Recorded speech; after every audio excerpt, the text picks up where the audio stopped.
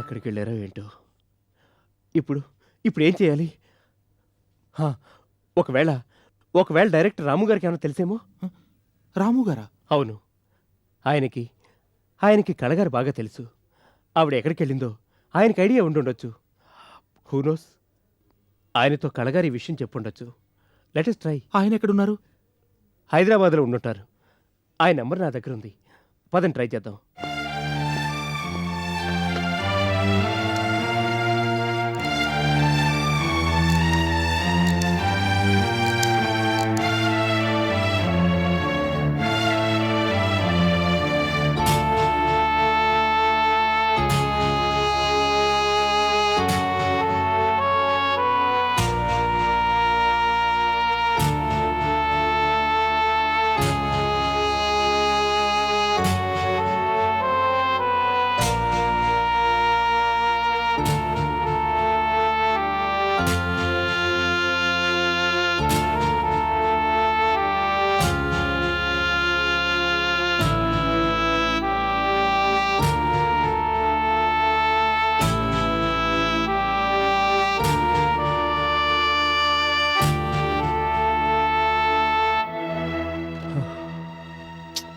ఆయనకి తెలీదంట ఎక్కడికి వెళ్ళినట్లు.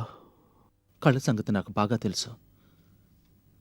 తను మనకు కనపడకూడదనుకుంటే ఇక కనపడదంతే, కనుమరుగైపోతుంది.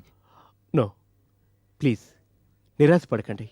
మనం కళగారిని ఎలాగైనా వెతికి పట్టుకుందాం. ఆ, ఓ పని చేస్తే ఆవిడ ఫోటో పేపర్లో వేసి తిరిగి రమ్మని చెప్తే, లేదా టీవీలో ప్రకటిపిస్తే. వద్దు. అదేంటి?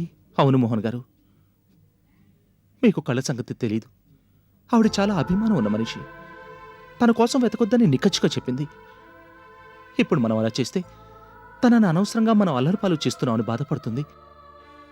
మనకు దొరకకుండా మరింతగా తప్పించుకు తిరుగుతుంది. దానివల్ల ఆవిడ మనసు నొప్పించడమే తప్పితే ఇంకేం జరగదు. మనకిక కళ దొరకనట్లే. I'm really very sorry. ఇందులో మీరు నాకు సారి చెప్పాల్సిందే ఉంది. ఎలా జరగాలంటే అలా జరుగుతుంది. మీకు ఇందాకే చెప్పాను కదా, ఇక దాని గురించి ఆలోచించడం మానేయండి. కళ మళ్ళీ నాకు కనిపించే ప్రాప్తం ఉంటే కనిపిస్తుంది, లేదంటే లేదు. ఇక దాని గురించి బాధపడటం అనవసరం. అయినా ఇలా జరగటం నాకు మామూలైపోయింది.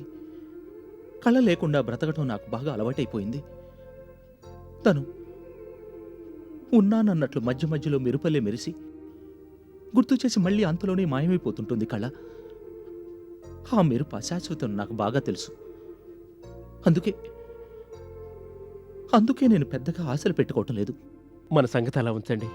ఇప్పుడు ఇప్పుడు రవి సరస్సులు వస్తారు. తమకెంత ప్రాణప్రదమైన లక్ష్మి గారు కనిపించకుండా పోయారని తెలిస్తే ఎంతగా బాధపడిపోతారో అది ఆలోచిస్తుంటేనే భయం వేస్తోంది.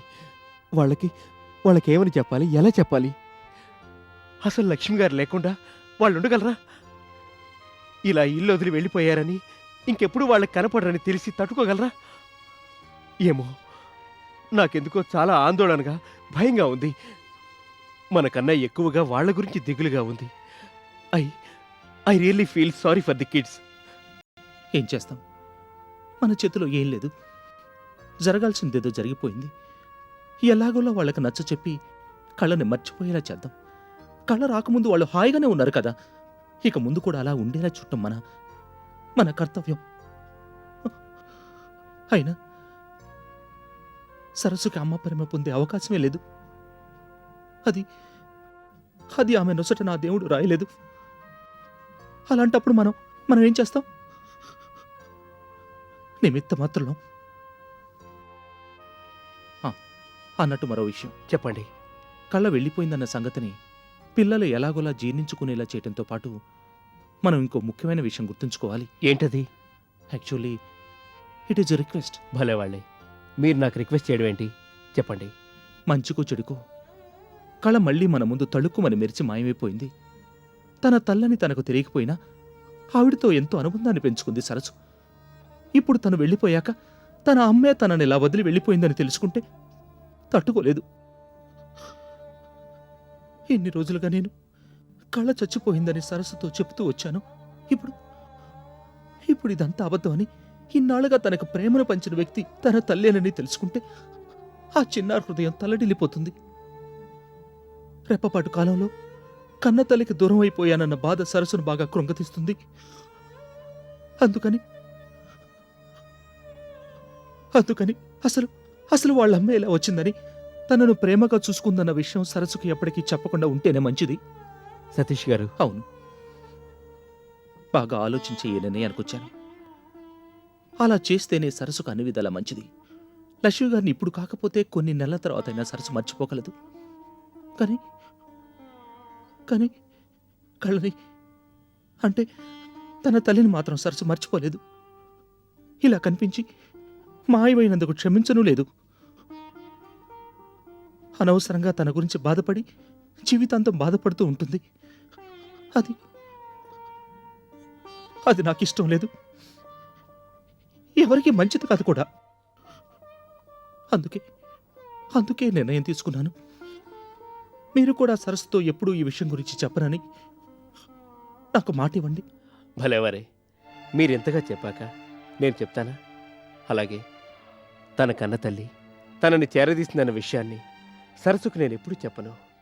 మీరు ఆ విషయానికి మర్చిపోండి. పాపం సరస్సు, తనది చాలా చిత్రమైన పరిస్థితి.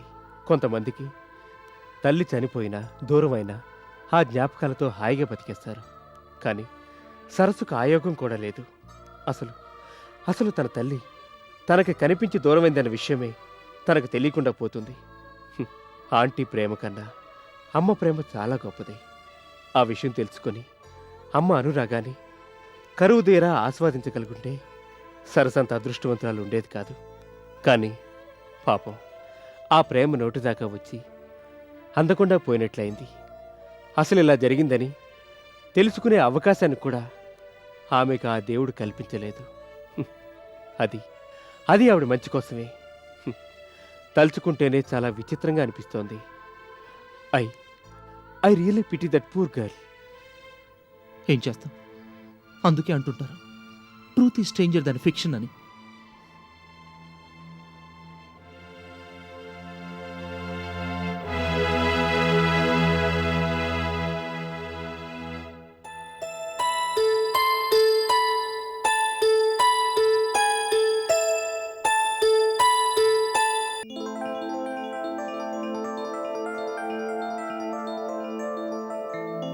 ఏది ఇప్పుడు నువ్వు చెప్పు. ఉప్పు కప్పు రంగు నొక్క పోలిక నుండు చూడ చూడ చూడ చూడ చూడ చూడ చూడ చూడ రుచుల జాడ వేరు. ఆ చూడ చూడ రుచుల జాడ వేరు, పురుషులందు పుణ్య పురుషులు వేరయ్య, విశ్వదాభిరామ వినురవేమ. గుడ్. ఇదే పద్యాన్ని ఇద్దరు 5 times రాసుకుని రేపు రండి. స్పెల్లింగ్ మిస్టేక్స్ ఉండకూడదు. చూడు, నిన్ను 3 నెలలుగా చూస్తున్నాను. అక్షరాల తప్పులు ఇంకా రాస్తున్నావు. రాకూడదు. Okay teacher. సరే, వెళ్ళండి.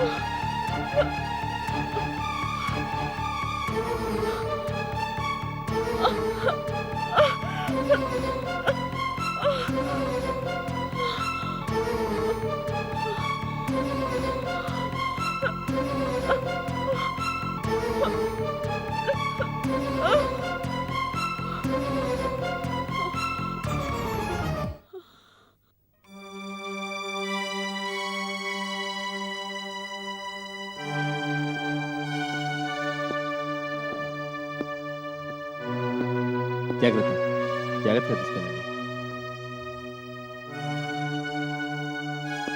సుబ్బయ్యమ్మ, అయ్యగారు ప్యాక్ చేయకుండా వదిలేసాను చూడు. ఆ టేబుల్ ఫ్యాన్, కుక్కర్, ఆ రెండు నువ్వు తీసేసుకో.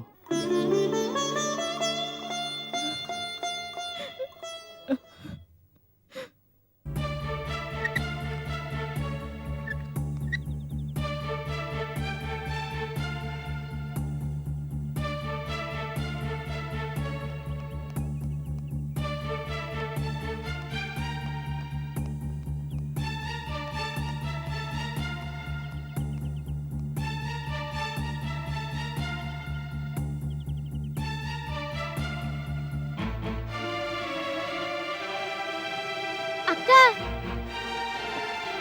రవి ఏంటంకుల్ ఇల్లు ఇల్లు ఖాళీ చేస్తున్నారా? అవునమ్మా, బొంబాయి వెళ్ళిపోతున్నాం.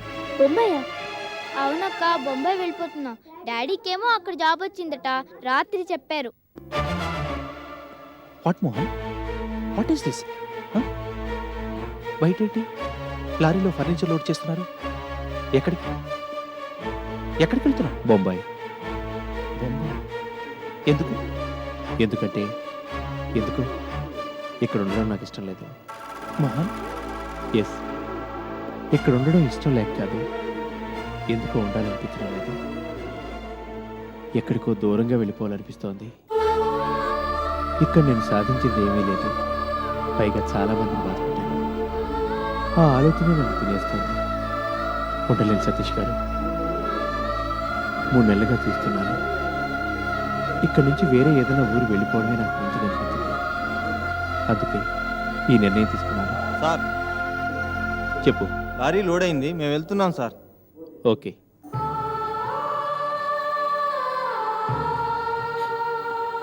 వస్తాం సతీష్ గారు. రవి, భయ్యక్క బాయ్. వస్తాం సుబ్బయ్యమ్మ. ఎక్కడున్నా ఎయ్యేళ్ళు చల్లగా ఉండండి అయ్యా.